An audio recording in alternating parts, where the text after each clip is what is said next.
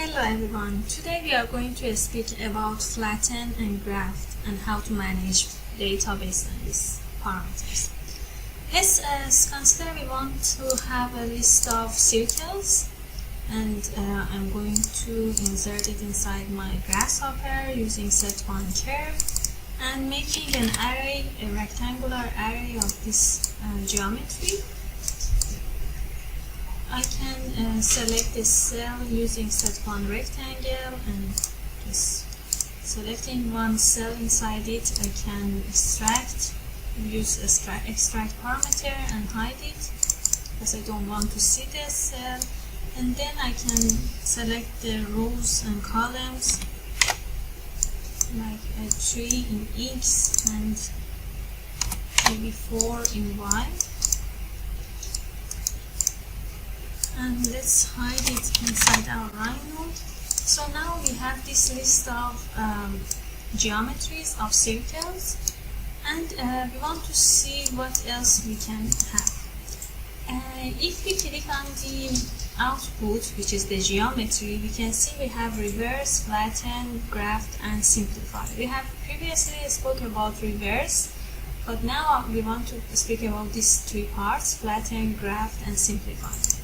If I connect a panel to the output, you can see that by default it shows the data with this bracket and it is 0, 0, which means that if I also connect a Param Viewer, you can see that by clicking on draw tree, you can see that it puts the data first in the first branch, so all of them are in this branch, and this is for representing this first 0, and then all of them are in the second branch that is in red, and this is representing it. So in these two branches, then we get to these geometries, and each of them are separated. So if we use a list item component and we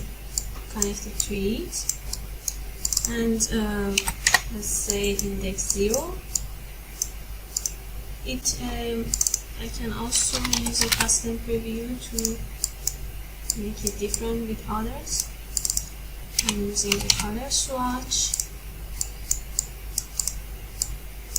As you see, we can have our selected input, which is the selection of the list item in the index 0, and have it in color black, and the others are in red. And now the data is based on what we have in here, 0.0. If we click on flatten, we see that the first 0 is eliminated, and what you see in here is that there is just one list of items that each of them are separated from the others. And as you see, the same happens, that we can have different items using this list of indexes. And if I select a graft, you can see that it makes a group of each of these items, so each of them are separated. And also you can see that we have the first 0, which was the first branch, and then each of them became in different branches, so we can compare it with flatten. As you see, they all were in one branch, but now in graft we have all of them in different branches. And as you see, if we use a list item, we cannot distinguish between them, because as we change the index, it takes all the items in one place, and we cannot make differentiation until we click on flatten and make them separate. Okay, and what simplify does, so let's just come back to this graph, and we have here 2 zeros, which shows the placement of branches before we go to the grafted to the last item, which is this geometries. If we click on simplify, we can get rid of this 200 and just have the list of items, which is the index of each of these items that we have in here. And as you see here, these green lines are eliminated. So if I come back to the graph, you see that we had them, but now they are just eliminated. And how is it important, and how can be this graph and flatten types applicable into the parametric design and Grasshopper definitions? It's better to define it in an example. Let's consider we have a list. We want to make a list of points. We want to make a rectangular list, and we don't want to use the array because we can use the array and make these points. I can start with construct point. Type on point, and I can. So one way is to make an array, rectangular array, as we did in here.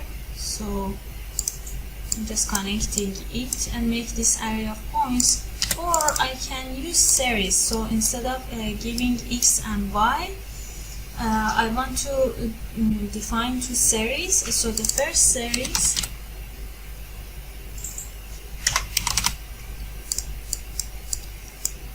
I will define the parameters or values for the x of my points, and let's say we want the steps to be on 3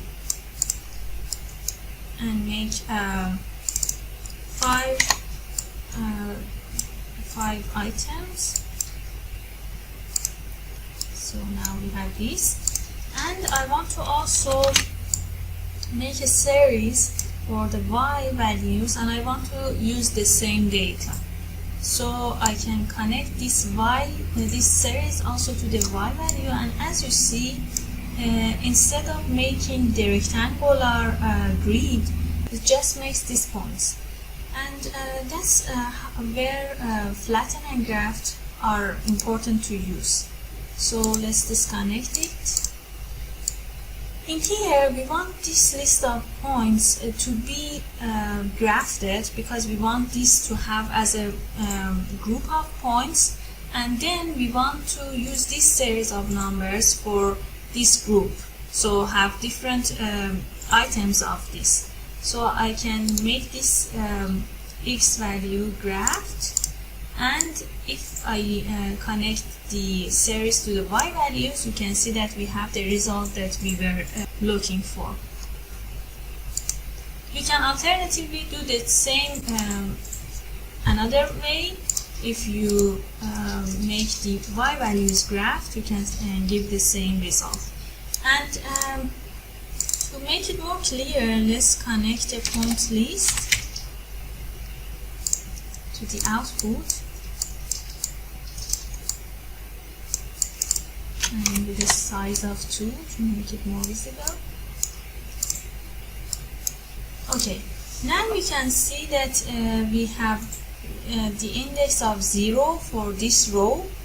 This is 1, 2, 3, 4. So this is how our data is created. So if I change this to make x values graph, these are all 0, 1, 2, 3, 4. And how I can switch between these two types, I mean x value be grafted or y value, I can use flip matrix. And flip matrix is in the set tab and in the trees subpart. And if I connect it to the flip matrix, you can see that the other version, which means this column is 0, will be created.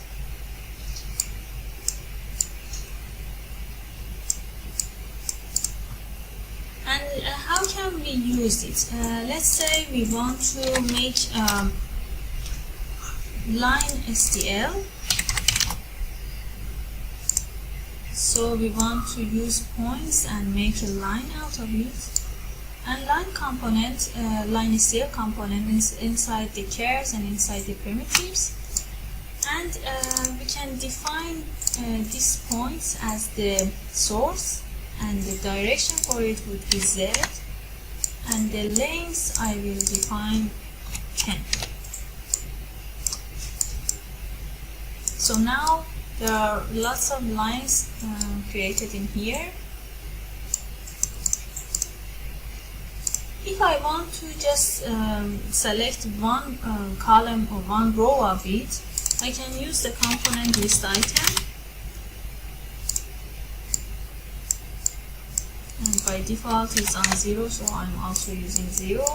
And if I connect it to the S, you can see that this row that we had, because this is what we have in here, this series of points, and if we put it on index 0, we can have this row. If I connect the flipped matrix to our list of points and use this, you can see that instead of that part, we can have this 0 indexes and use these parts as the input for our line STL. Okay.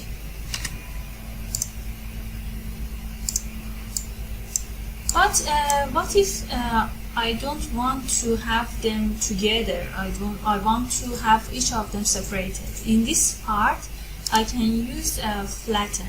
If I click on flatten, I can see that each of the points are considered as different with the others, and using this index, I can extract them with the component list item. So this is where graft and flatten are used. Another place where it's important to use flatten is when we want to make a surface out of these points. We will speak about the surface components in the next video, but I'm going to just refer to it because it's important in here.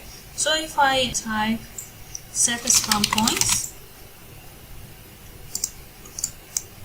and connect this list of points, if I just want to use the first version of the points that we had.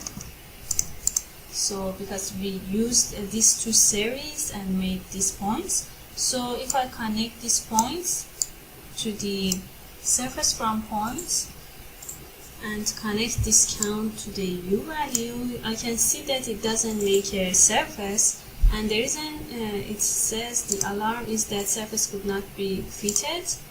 If I click on the output of point or the input of point, it doesn't differ. If I click on it and click on the flatten, I can see that the surface is now made. So this is another place when this flatten and graft is important to consider and use them properly. In the next videos and in different examples, we can see other examples of how this flatten and graft are important.